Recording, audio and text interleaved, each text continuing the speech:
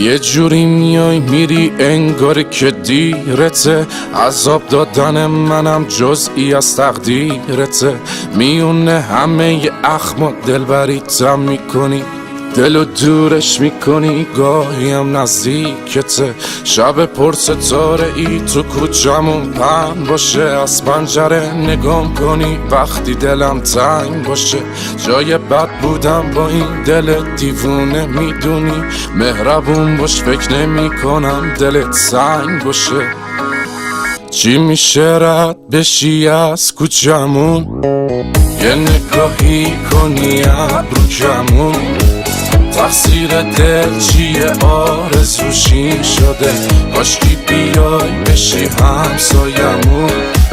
چی میشه رد بشی از کوچمون، یه نگاهی کنی ابرو کمون. تقصیر دل چیه آرزوشی شده، کاشکی بیای بشی همسایمون.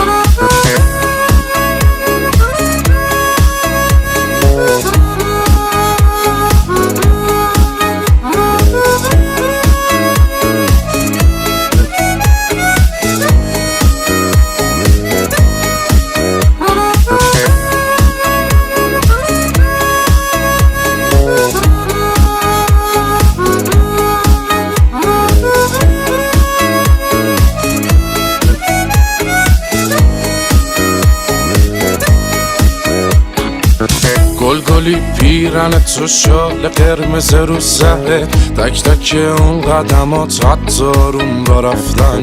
همشون فانتزیای شب و روز من شدن، خودمو هر روز مجسم میکنم دور و بر. چی میشه رد بشی از کوچمون، یه نگاهی کنی ابرو کمون.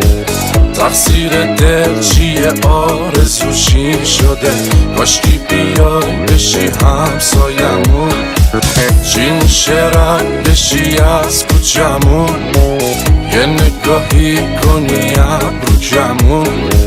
تقصیر دل چیه آرزوشی شده، کاشکی بیای بشی همسایمون.